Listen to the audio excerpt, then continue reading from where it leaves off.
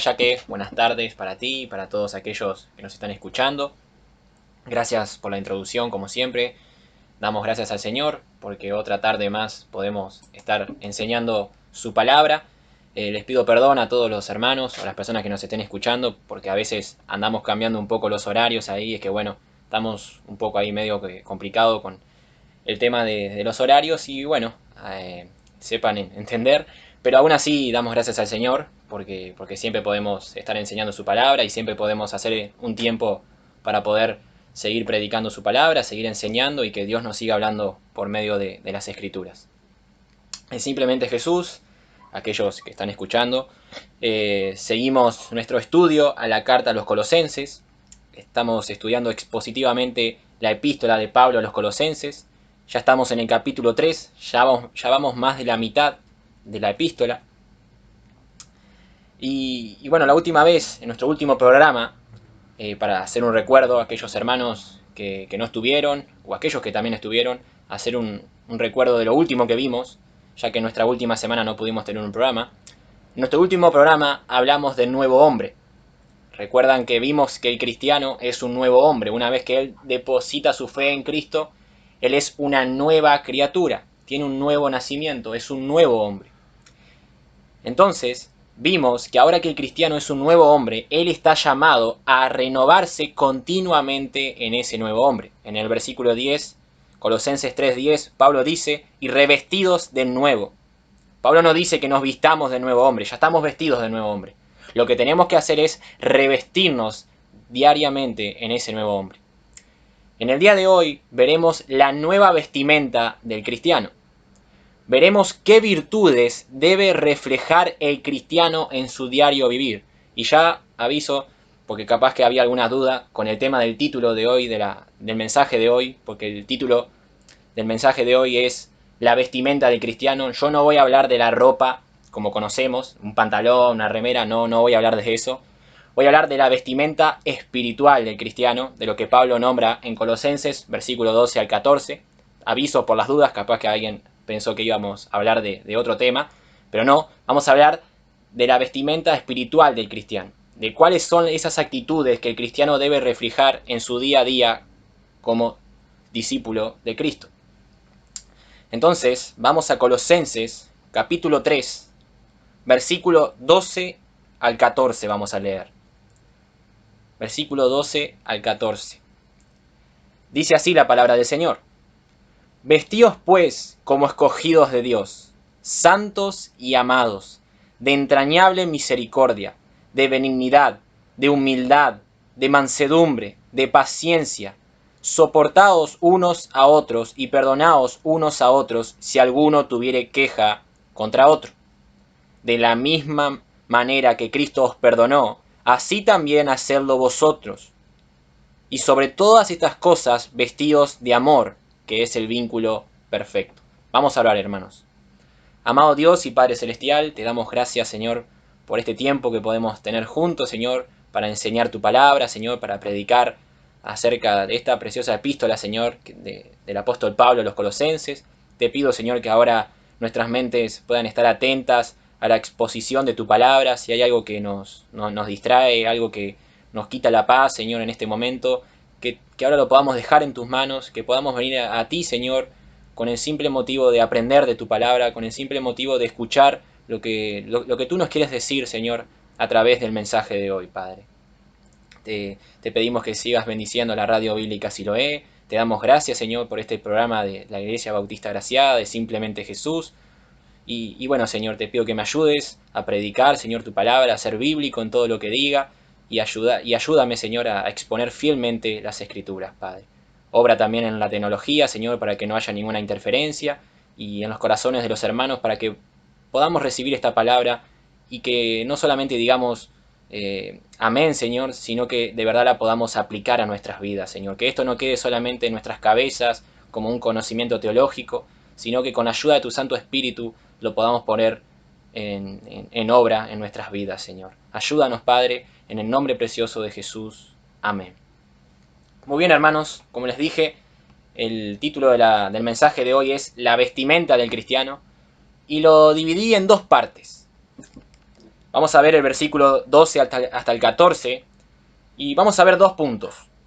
Primero vamos a ver la nueva identidad, y luego vamos a ver las virtudes de la nueva vestimenta.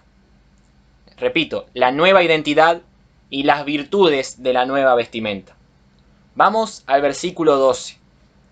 Ahí vamos a ver nuestro primer punto, la nueva identidad.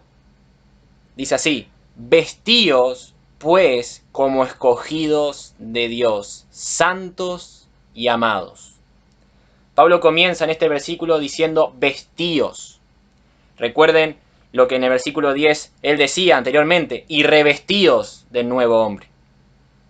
El cristiano, como dije, él ya está vestido de nuevo hombre. Lo que está llamado ahora ese cristiano es a renovarse, a revestirse en ese nuevo hombre. Por eso Pablo aquí utiliza la palabra vestíos. Es un mandato. Pablo no está sugiriendo a los hermanos de Colosas: miren, si a ustedes les parece bien, vístanse. No. Esto es un mandato y está en presente. Es decir, que es algo continuo que el cristiano debe hacer en su día a día.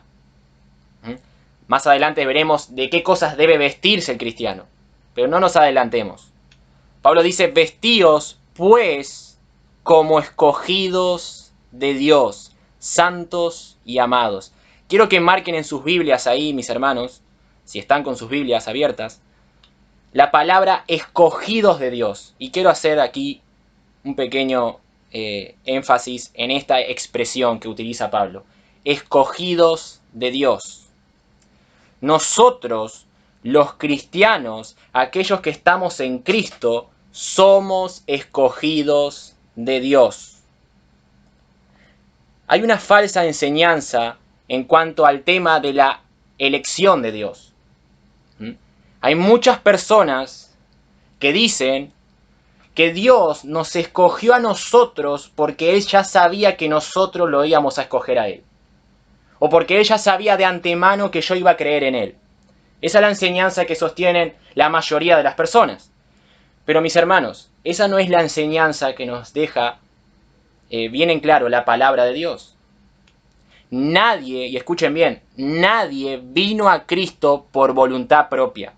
Tú no te caíste de tu cama y dijiste al día siguiente: bueno, voy a ser cristiano. No, eso no pasó. Nadie nace cristiano tampoco. Todos nacemos pecadores, todos nacemos siendo enemigos de Dios. Dios soberanamente escogió a aquellos que iban a ser salvos sin ninguna influencia por parte del ser humano. Lo voy a volver a repetir. Dios escogió soberanamente a aquellos que serán salvos sin ninguna influencia por parte del ser humano. Mis hermanos, Dios es Dios. Y si nosotros sostenemos esa doctrina o esa enseñanza de que Dios nos escoge a nosotros porque Él sabía que nosotros íbamos a creer en Él, a escogerlo a Él, significa que el hombre es soberano y que Dios actúa según el hombre. Si el hombre lo permite, Dios actúa. Pero no, nosotros no somos Dios. Dios es Dios. Y Dios hace lo que quiere, cuando quiere, como quiere y según los medios que Él quiere. Él es soberano. Y también es soberano en nuestra salvación. Entonces no podemos decir que Dios nos escogió a nosotros porque Él vio que nosotros íbamos a creer en Él. De hecho, la Biblia dice allí en Romanos, Pablo, que nadie busca a Dios. Nadie. Y dentro de ese nadie estábamos tú y yo. Tampoco significa que Dios nos escogió porque nosotros éramos buenas personas o había algo atractivo en nosotros. No, no había nada atractivo en nosotros. Al contrario, merecíamos la condenación. Éramos pecadores. No había nada agradable en nosotros por lo cual Dios nos escogiera. Aún así, Él lo hizo. Y esto es lo increíble. Hay una respuesta que yo no encuentro en la Biblia y no la voy a encontrar. Es por qué Dios me amó. ¿Por qué Dios me amó? ¿Por qué Dios me salvó? ¿Por qué? Pero la Biblia no nos dice el por qué. La Biblia nos dice que Dios nos amó con amor eterno. Pero no nos dice por qué. Entonces, mis hermanos, Dios escogió a aquellos a los que han de ser salvos. Dios escoge a su pueblo. Y Dios lo hace según el designio de su voluntad. En Juan 15, versículo 16 dice: no me elegisteis vosotros a mí, sino que yo os elegí a vosotros. Y os he puesto para que vayáis y llevéis fruto, y vuestro fruto permanezca, para que todo lo que pidierais al Padre en mi nombre, Él os lo dé. ¿Vieron lo que dice Jesús? Ustedes no me eligieron a mí. Ustedes no tomaron la iniciativa conmigo, fui yo. Yo los elegí a ustedes. Yo tomé la iniciativa. Efesios 1:4, según nos escogió en Él antes de la fundación del mundo, para que fuésemos santos y sin mancha delante de Él.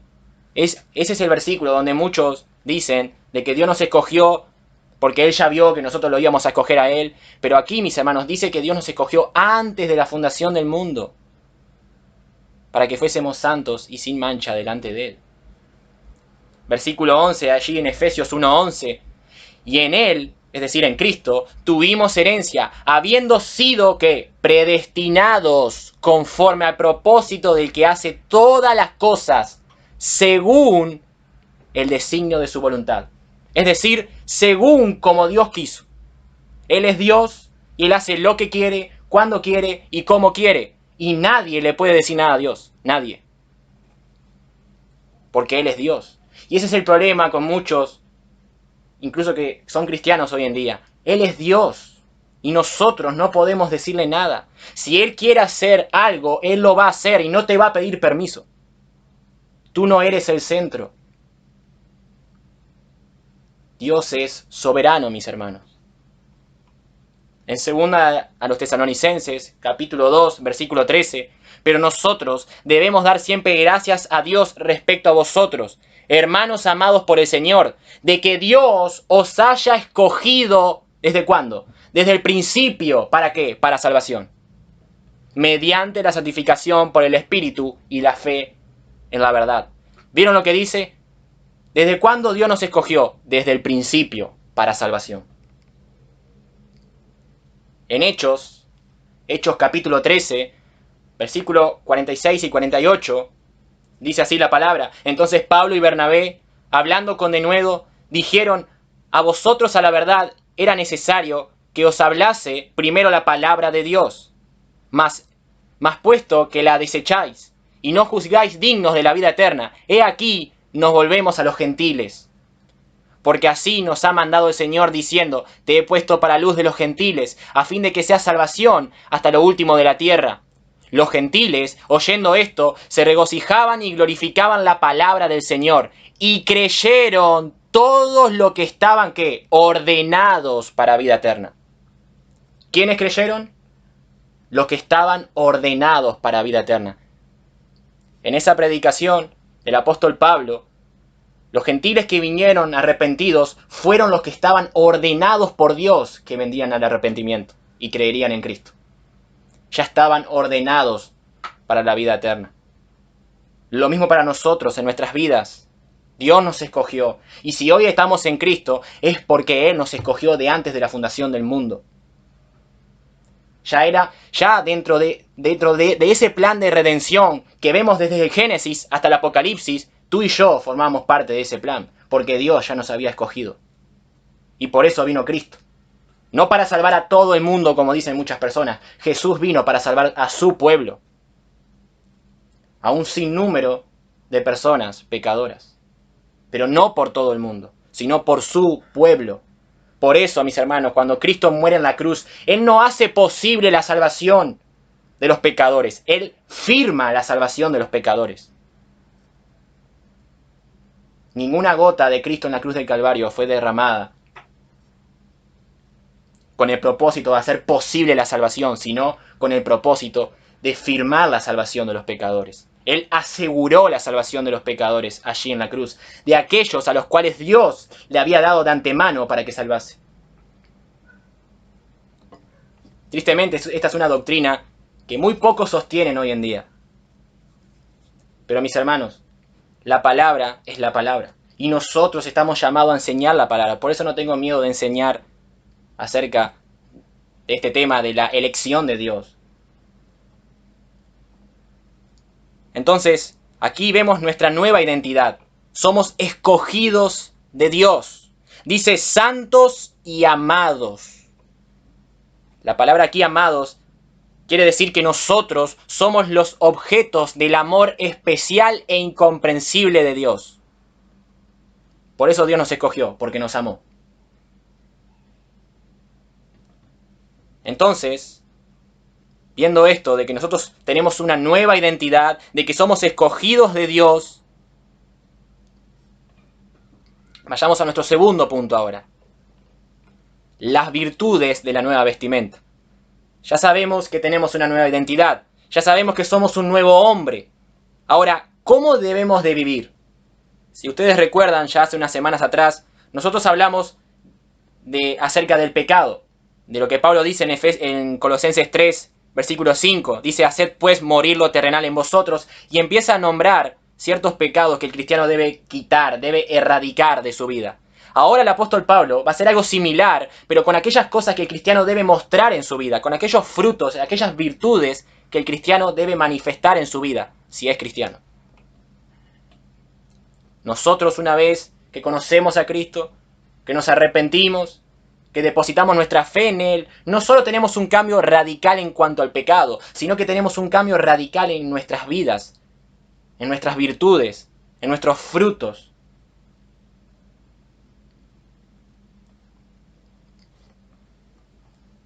Entonces, empecemos viendo estas virtudes que el apóstol Pablo va a nombrar aquí. Volvamos a leer el versículo 12. Vestíos pues como escogidos de Dios, santos y amados, de entrañable misericordia. He aquí la primera prenda de la ropa cristiana, o de la vestimenta cristiana. Entrañable misericordia. Se puede traducir como corazón compasivo, y que describe las emociones humanas. En Lucas 6, versículo 36, el Señor dice, sed pues misericordiosos, como también vuestro Padre es misericordioso. En Santiago 5:11, he aquí tenemos por bienaventurados a los que sufren. Habéis oído de la paciencia de Job, y habéis visto el fin del Señor, que el Señor es ¿qué? Muy misericordioso y compasivo. Lo primero que nombra Pablo en esta vestimenta espiritual del cristiano es la misericordia. Mi hermano, mi hermana, nosotros debemos ser personas que muestren misericordia. Debemos ser misericordiosos. Eso refleja el carácter de Dios, porque Dios es un Dios de misericordia. Él tuvo misericordia con nosotros. Por lo tanto, nosotros también debemos tenerlas con otros. Debemos ser misericordiosos. Ahora, miremos la segunda prenda. Dice misericordia y luego dice de benignidad. Y aquí la palabra benignidad se refiere a una bondad hacia los demás. A una bondad hacia los demás. Y para eso tenemos un relato de nuestro Señor Jesús en Lucas 10. Vayan a Lucas 10. Vamos a leer del versículo 25 al 37. Lo vamos a leer todo. Porque creo que ilustra bien este tema de la bondad. Lucas 10, versículo 25 al 37. Y dice así la palabra: y he aquí un intérprete de la ley se levantó y dijo para probarle: Maestro, ¿haciendo qué cosa heredaré la vida eterna? Y él le dijo: ¿qué está escrito en la ley? ¿Cómo lees? Aquel respondiendo dijo: amarás al Señor tu Dios con todo tu corazón y con toda tu alma y con todas tus fuerzas y con toda tu mente, y a tu prójimo como a ti mismo. Y le dijo: bien has respondido, haz esto y vivirás. Pero él, queriendo justificarse a sí mismo, dijo a Jesús: ¿y quién es mi prójimo? Respondiendo Jesús dijo: un hombre descendía de Jerusalén a Jericó y cayó en manos de ladrones, los cuales le despojaron e hiriéndole se fueron, dejándole medio muerto. Aconteció que descendió un sacerdote por aquel camino y viéndole pasó de largo. Asimismo un levita, llegando cerca de aquel lugar y viéndole, pasó de largo. Pero un samaritano que iba de camino vino cerca de él y viéndole fue movido a misericordia, y acercándose vendó sus heridas, echándole aceite y vino y poniéndole en la cabalgadura. Lo llevó al mesón y cuidó de él. Al otro día, al partir, sacó 2 denarios y los dio al masonero y le dijo: cuídamele, y todo lo que gaste de más, yo te lo pagaré cuando regrese. ¿Quién pues de estos 3 te parece que fue el prójimo del que cayó en manos de los ladrones? Él le dijo: el que usó de misericordia con él. Entonces Jesús le dijo: ve y haz tú lo mismo. Mis hermanos, acá tenemos un ejemplo de un hombre misericordioso, un hombre que mostró bondad, el hombre samaritano, que cuando vio a esta persona que había sido atacado por ladrones y que estaba prácticamente medio muerto, él no siguió de largo, sino que al contrario, él se frenó y ayudó a esta persona. Y además ni siquiera lo conocía, porque dice que pasó un sacerdote y siguió de largo, dice que pasó un levita y siguió de largo, y dice que pasó este samaritano y lo ayudó. Y no lo conocía, y aún así mostró bondad, mostró misericordia por esa persona. El cristiano debe hacer lo mismo. El cristiano debe ser una persona bondadosa hacia los demás. Debe mostrar esa bondad hacia los demás. Entonces, tenemos la primera prenda, que es la misericordia. La segunda prenda, la benignidad. Ahora vayamos con nuestra tercera prenda, la humildad. Pablo dice: de entrañable misericordia, de benignidad, de humildad.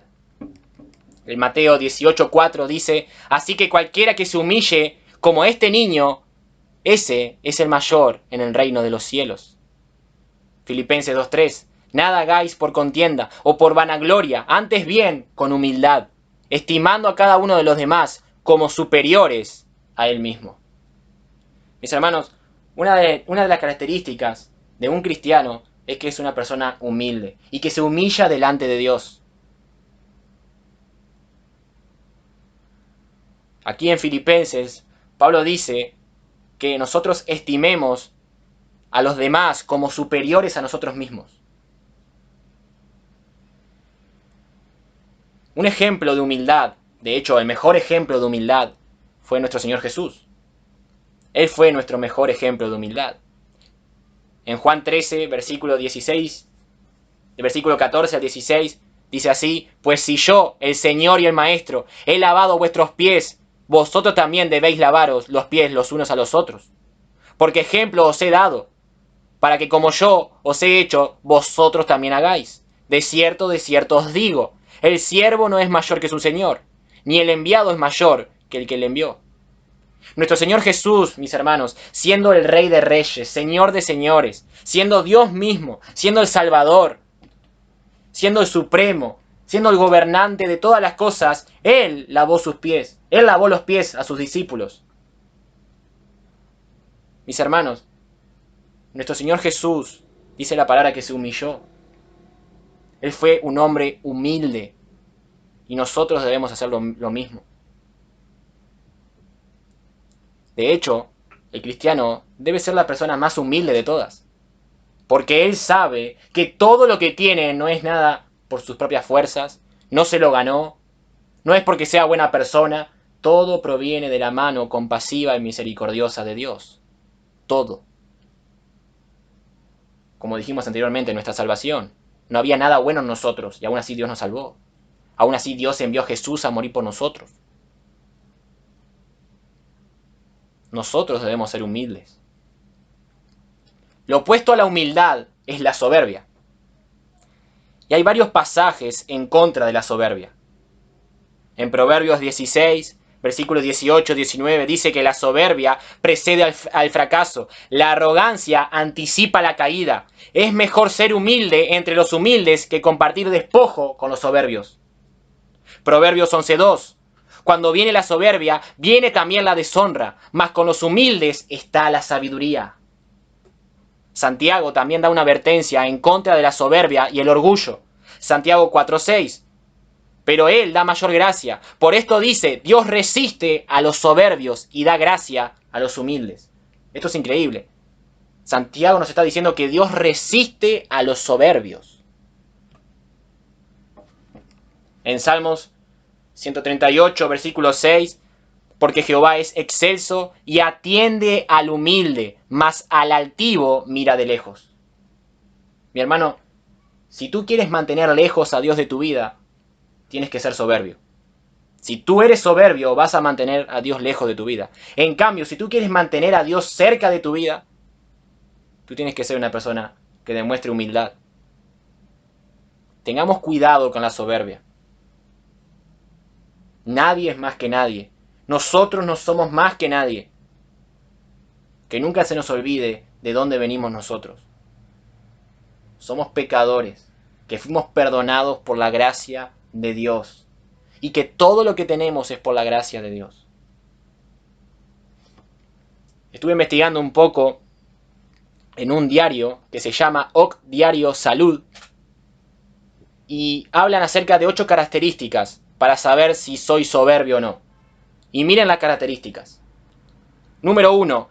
Creen que siempre lleva la razón. Número 2. Necesitan halagos continuamente. Número 3. Están pendientes constantemente de su imagen pública. Número 4. Se enfadan de la manera más insospechada. Número 5. Les gusta llamar la atención. Número 6. Suelen cosificar a los demás. Número 7. Suelen humillar a los otros. Número 8. Viven para competir. Esas son 8 características.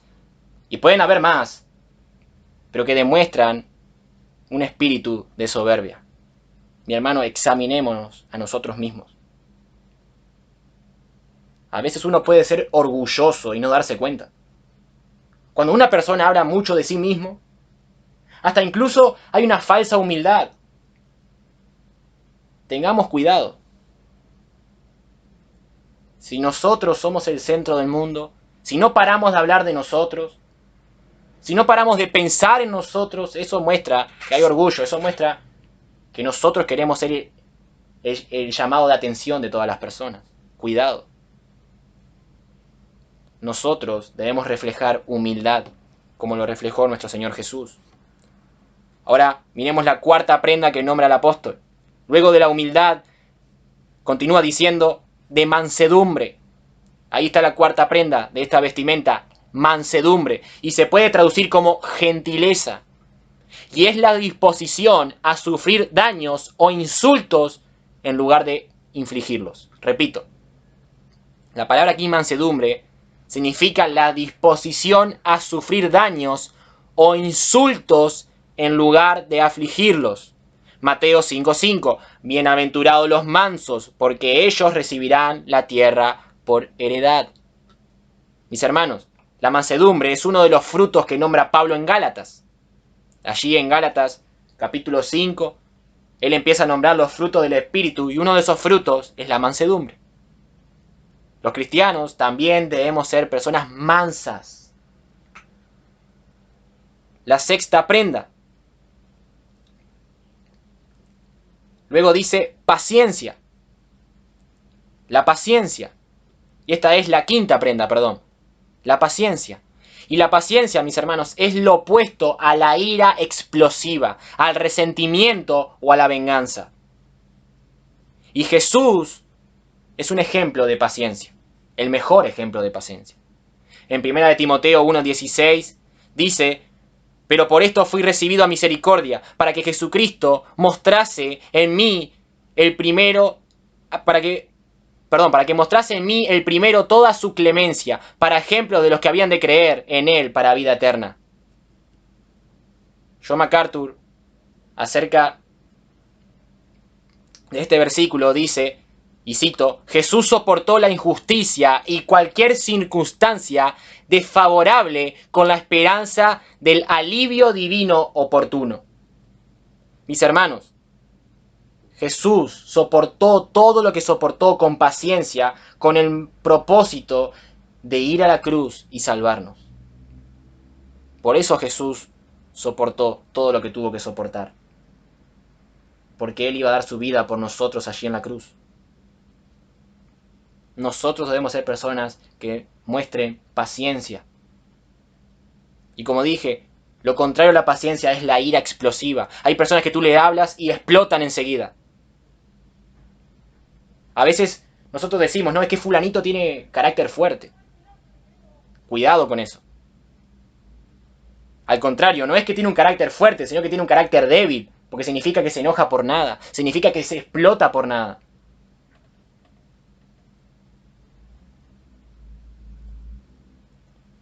Y en el versículo 13, Pablo continúa hablando acerca de la paciencia. Dice, soportaos unos a otros. Soportaos unos a otros. Siempre, mis hermanos, en nuestras vidas se van a generar inconvenientes o ciertas diferencias, incluso entre el pueblo de Dios. Eso pasa muchas veces. Pero el cristiano debe soportar a los demás. Y no debe soportarlo como algo malo. Ah, qué pesado este, bueno, me lo tengo que fumar. No. Él debe soportarlo porque es su hermano y forma parte del pueblo de Dios al igual que él. Y él debe mostrar paciencia hacia las demás personas. Hay personas que van iglesia en iglesia, en iglesia, en iglesia, buscando la iglesia perfecta, buscando aquella iglesia donde no tenga ningún inconveniente con ningún hermano, donde no tenga ninguna diferencia con ningún hermano, pero no existe esa iglesia. No existe. Siempre se van a generar esos tipos de inconvenientes. Pablo dice, soportaos unos a otros. Lo que Pablo ya está anticipando de que pueden haber diferencias, y las habrá. Pero ahí es cuando el cristiano debe mostrar estas virtudes de esta vestimenta, la paciencia. Miren la sexta prenda que continúa. Y perdonaos unos a otros si alguno tuviere queja contra otro. Pablo no solo nos dice que debemos perdonar, porque Pablo no dice solamente perdónense unos a otros, sino que Pablo continúa poniendo un ejemplo del perdón y él nombra a Jesús. Y esto es lo interesante. Perdonaos unos a otros de la manera que Cristo os perdonó, así también hacedlo vosotros. Jesús perdonó todos nuestros pecados sin el más mínimo reproche. Por lo tanto, el cristiano debe perdonar de la misma manera a los demás. En Colosenses capítulo 1, versículo 14, que ya hemos estudiado, dice, en quien tenemos redención por su sangre, el perdón de pecados. En el capítulo 2, versículo 13 y 14 dice, y a vosotros, estando muertos en pecados y en la circuncisión de vuestra carne, os dio vida juntamente con él, perdonándonos todos los pecados, anulando el acta de decretos que había contra nosotros, que nos era contraria, quitándola del medio y clavándola en la cruz. Cristo, allí en la cruz, murió para que nosotros pudiéramos tener perdón de nuestros pecados delante de Dios. Efesios 1:7, en quien tenemos redención por su sangre, el perdón de pecados según las riquezas de su gracia. Cristo, mis hermanos, es el mejor ejemplo del perdón. El mejor ejemplo del perdón. Y muchas veces los cristianos se olvidan de eso. Es imposible ser cristiano y no perdonar a otro. Es imposible. Es imposible que un cristiano le diga a una persona, mira, yo no te puedo perdonar por lo que me hiciste.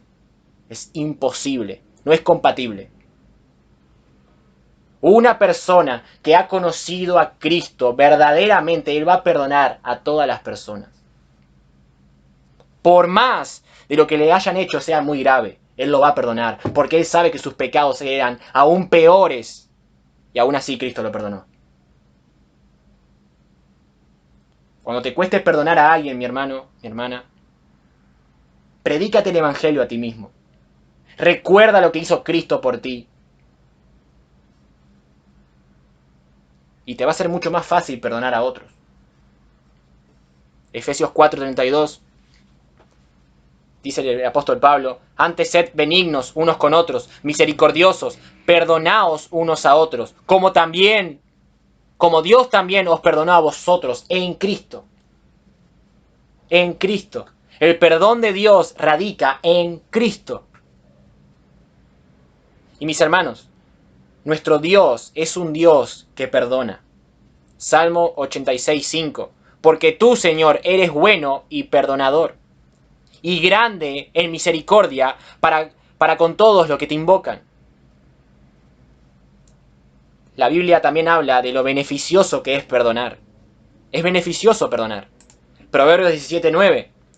Cuando se perdona una falta, el amor florece, pero mantenerla presente separa a los amigos íntimos. Este proverbio es muy interesante. Dice que cuando se perdona una falta, cuando se perdona a alguien, el amor florece. Pero mantenerla presente separa a los amigos íntimos. Cuando nosotros no perdonamos a otros, es peor, mis hermanos. Porque se empieza a marchitar la relación con esas personas. Y empieza a ser peor. Nosotros debemos ser personas que perdonen. Y estoy hablando tanto de los cristianos como de los no cristianos. También debemos perdonar a nuestros enemigos, aquellos que nos causan mal. Mateo 6:14. Porque si perdonáis a los hombres sus ofensas, os perdonará también a vosotros vuestro Padre Celestial. Entonces, mis hermanos, cada vez que luchemos con la duda de no perdonar a alguien, sea quien sea, pensemos en el perdón de Dios a nuestro favor. Pensemos en el perdón de Dios a través de Cristo. Nosotros no merecíamos el perdón de pecados, mis hermanos. No merecíamos. Merecíamos lo contrario. Y aún así, Dios envió a Cristo. Y Cristo, allí en la cruz, hizo posible nuestro perdón. Para que pudiéramos tener perdón de nuestros pecados. Como dice aquí en Colosenses 2:14, Él anuló nuestra acta de decretos que estaba en contra de nosotros.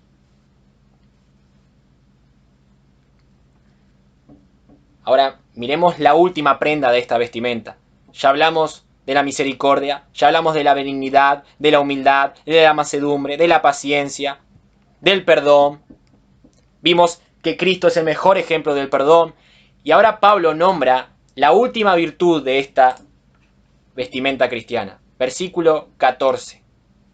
Y sobre todas estas cosas, vestidos de amor, que es el vínculo perfecto.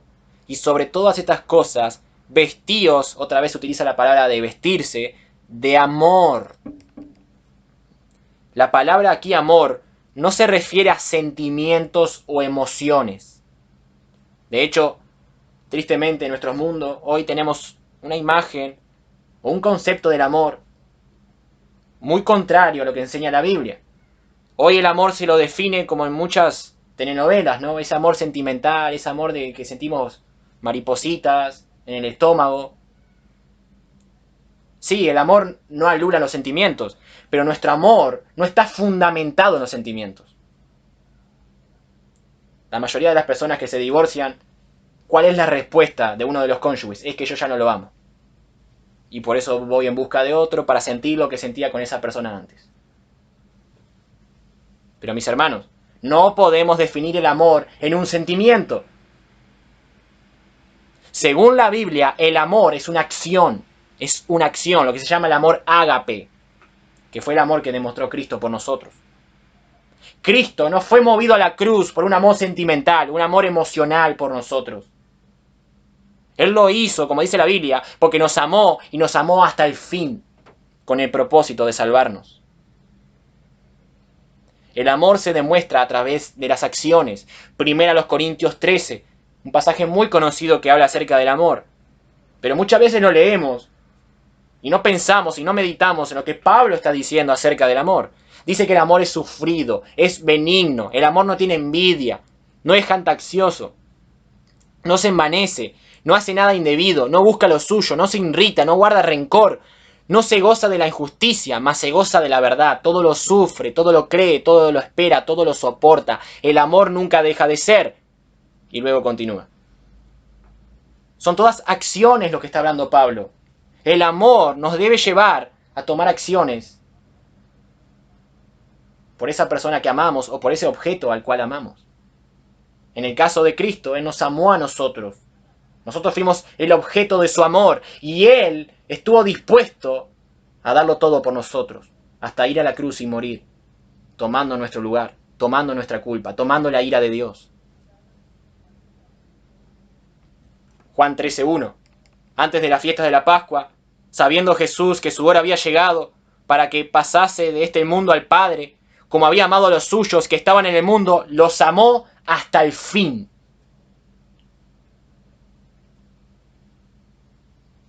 Y de vuelta, lo vuelvo a mencionar, Jesús es el mejor ejemplo de amor. No sé si se han dado cuenta que todas las características o todas las virtudes que vimos acerca de esta vestimenta, en todas nombramos a Jesús. porque Jesús es el ejemplo en cada una de ellas. Él es nuestro estándar. Él es a quien debemos imitar. Incluso, mis hermanos, el amor es un rasgo que nos identifica con Cristo. Repito, el amor es un rasgo que nos identifica con Cristo. Juan 13:35. En esto conocerán todos que sois mis discípulos, si tuviereis amor los unos con los otros. Primera de Juan 4, versículo 20-21. Si alguno dice yo amo a Dios y aborrece a su hermano, es mentiroso. Pues el que no ama a su hermano, a quien ha visto, ¿cómo puede amar a Dios a quien no ha visto? Y nosotros tenemos este mandamiento de él, que el que ama a Dios, ame también a su hermano. Muy claro es Juan acerca de esto. Mis hermanos, una de las formas de saber si de verdad somos cristianos o no, es por el amor que tenemos hacia el pueblo de Dios. Y repito, no es un amor sentimental, un amor emocional, de yo siento y te amo, y si no siento no te amo, no. Es un amor que implica acciones a favor del pueblo de Dios. Dios es amor, Juan lo dice. Entonces, nosotros como cristianos, como sus discípulos, debemos mostrar ese amor. Lo interesante es que Pablo dice que nos vistamos de amor y termina diciendo que es el vínculo perfecto. Ahora, ¿el vínculo perfecto para qué? Bueno, para la unidad.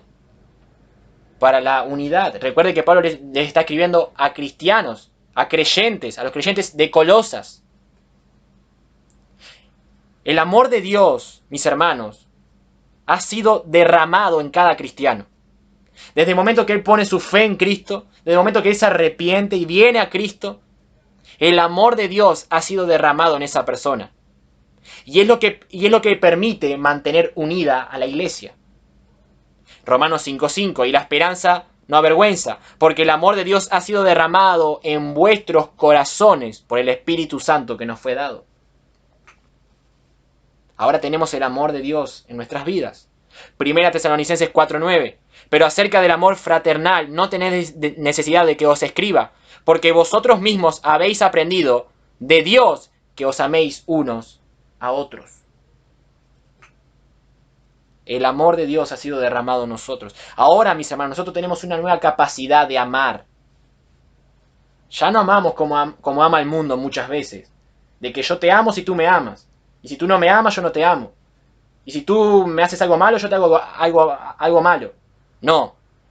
Eso no es lo que nos enseña la Biblia. Este es un amor distinto. Y si una iglesia madura procura mantenerse unida, cada integrante de esa iglesia debe amar a su hermano, aun cuando haya conflictos, diferencias o incluso pecados.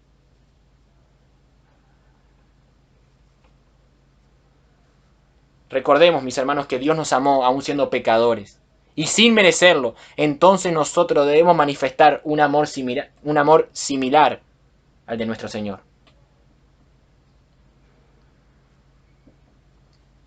A modo de conclusión, para ir terminando, mis hermanos,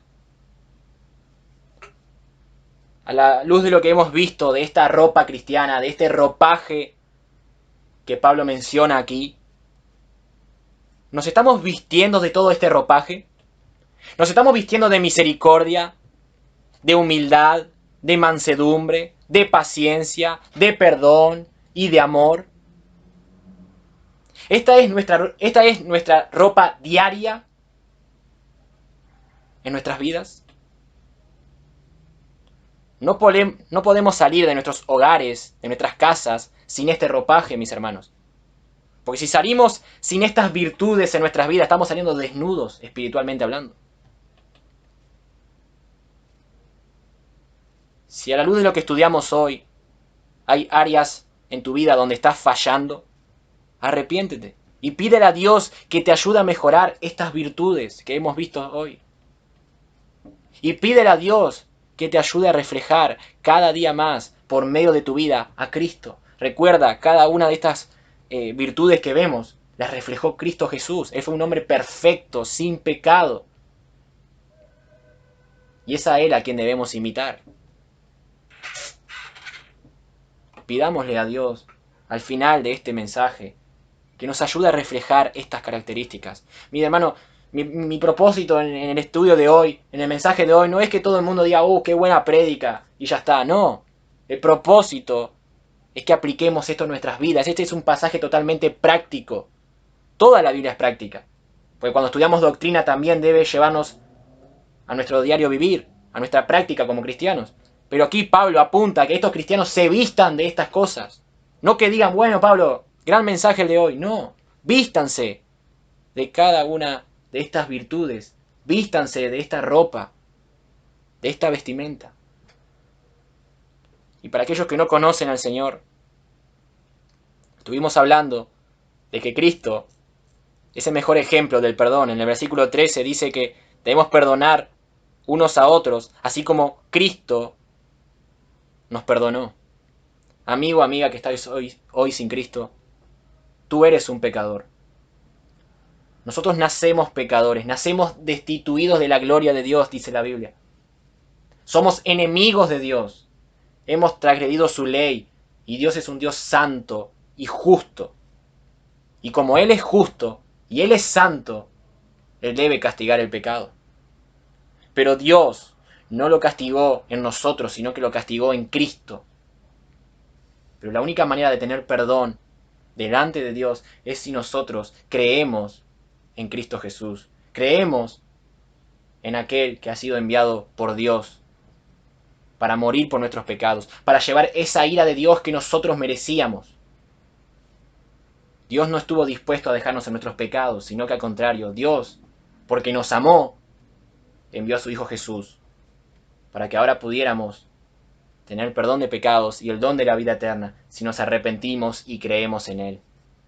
Porque Él murió allí en la cruz, Él resucitó al tercer día, Él ascendió y hoy está en los cielos, y Él volverá por su pueblo.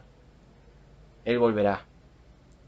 Pon tu fe en Cristo hoy, arrepiéntete, pídele a Dios, reconoce que eres pecador y aférrate solamente a Cristo, porque a través de Él tenemos el perdón de pecados. Ven a Cristo hoy. Vamos a orar, hermanos, para terminar.